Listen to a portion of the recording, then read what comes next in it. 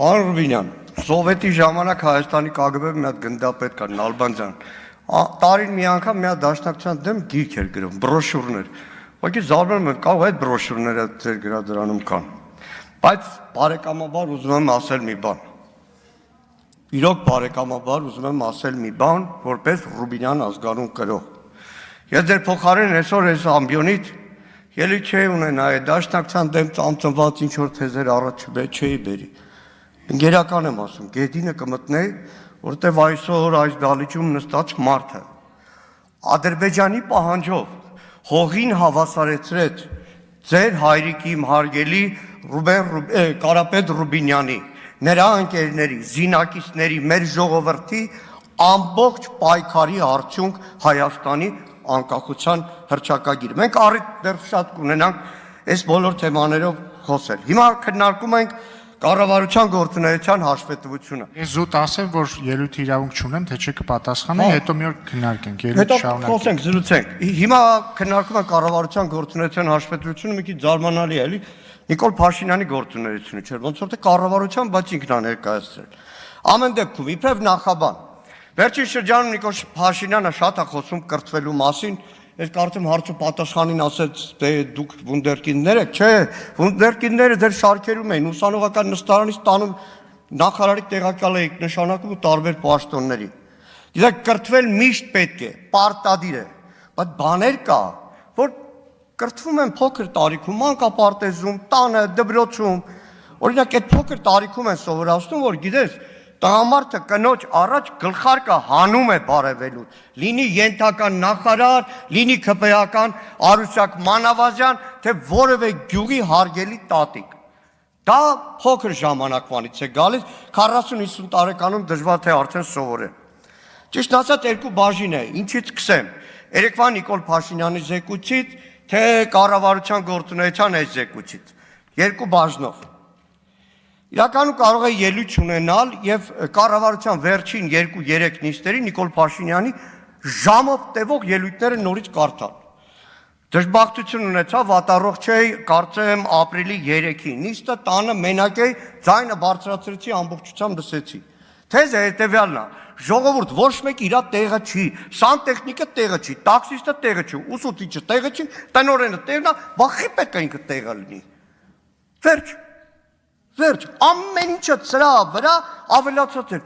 բայց իրականում մտածում եմ, այդ նախարարների շատերը թրաֆիկինգից զոհ են,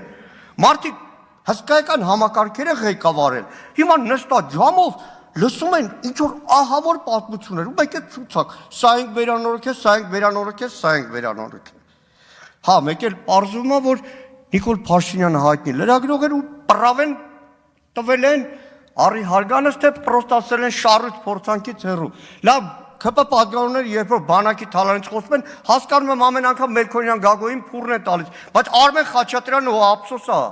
Մեկը մեր հանձնաժողովում ասված ծնունդին պրավային նվեր տալիս, մեկն էլ ասում է, ինձնից վախում են պրավեն 300 մետրից չպրտեցին ինձ։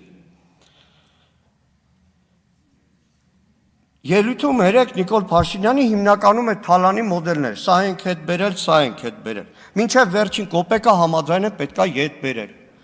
որովհետև թալանվել է ամեն մեկից, թալանվել է մեր ծնողների, տատերից, պապերից, չգիտեմ, խնայ բանկի փողերից եւ այլն։ Բայց գիտեք, ուզում եմ հասկանամ, երբ է գալու մի օրը, որ մեկ էլ շուրգան ասեն ժողովուրդ լավ ենք թալանել են հանցագործ են, բա խիա իմ շրջապատում նույնը կատարվում։ Ես հանել եմ այսպիսի մի տրցակ, քաղաքական մամուլում չի, ընդդիմադիր մամուլում օդից իջած լուրեր չեն, հետաքննական նյութեր են։ Այսօրվա նախարարների, պաշտոնյաների, որոշ պատգամավորների գործունեության մասին։ Սա հետո ձեր թիկնազորին կտամ փոխանցեն ձեզ մայիսինի նորակ Մոսկվա թռնելուց ինքնաթիռում կարող եք կարդալ։ Գիտեք, երբ որ ասում են թալանը բերել ենք դրա համար միլիարդավոր դոլարներ հետ են եկել, մտածում եմ լավ, բա այդ ինչի ամեն րոպե հարկը ավելացնում են, այնքան շտատիկի վրա, հեշտ թոշակառուի վրա, քաղաքի կենտրոնում պապենական տուն ունեցողի վրա։ Ու մեկ էլ հասկանում եմ ինչի է Նիկոլ Փաշինյանը ամեն օր հարկ ավելացնենք,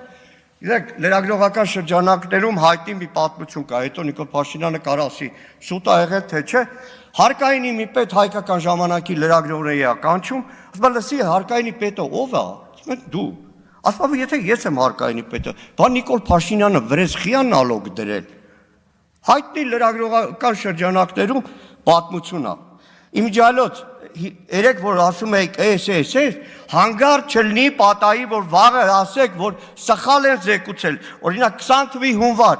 42 միլիոն դոլար մետաղի ջարդոնի մասին էիք ասում, այն օրը հանձնաժողովի նիստին, իմիջիալոց դրա մեջ մեղադրվողը արդարացվեց, Անդրանիկ Քոչարյանի փորձագետն է, հարցնում եմ Սուրեն Պապիկյանին, ո՞նց եղավ, դες սխալ են զեկուցել, այդի մարդը ղեկավարը լինի իր ենթական սխալ զեկուցի, իմիջիալոց ասեմ ես մեկը էլի, երկորան մեր նորընտիր պատգամավորը այստեղ չի, նայեք, իրականում լավ,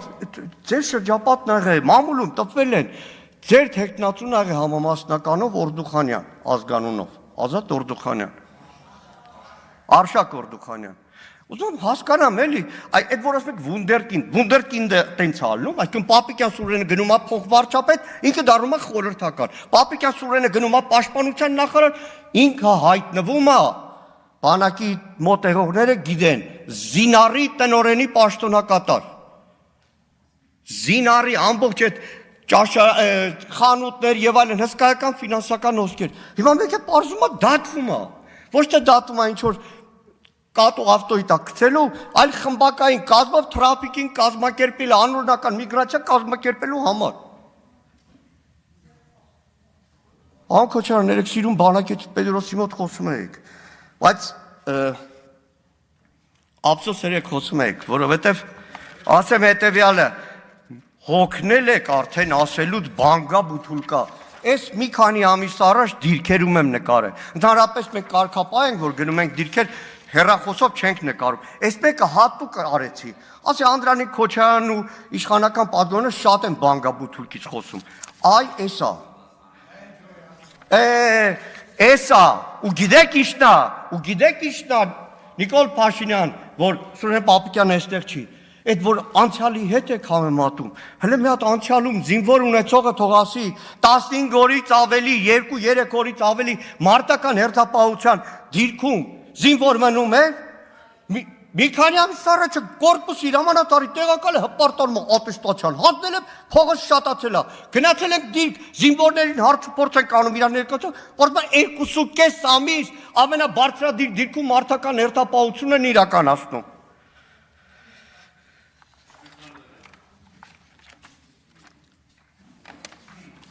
Գալով զեկուցին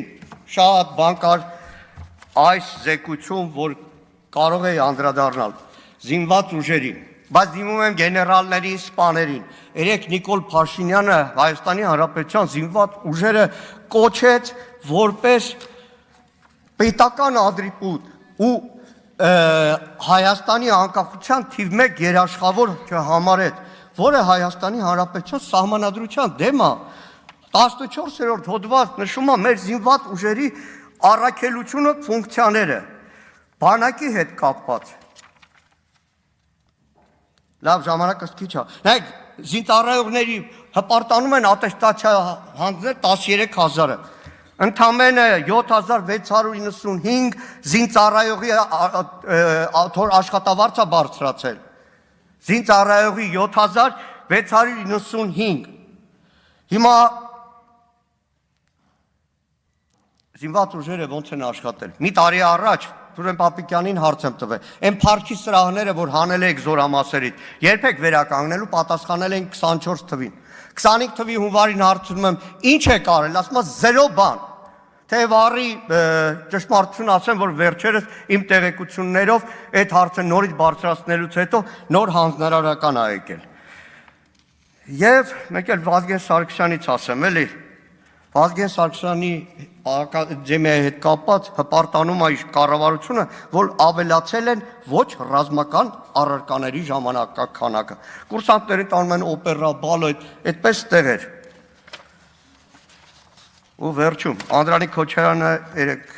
էլի խոսում էր, որ հանդերձանքը պետքա փոխվի։ Հանդերձանք 24 թվին արդեն պետքա փոխված լիներ։ Ես չգիտեմ, քանի տարի հետո, չէ, չեն հասցնի, թե չէ, մի քանի տարի հետո էլի հաշվետվություն տալու ժամանակ ասելու են, թե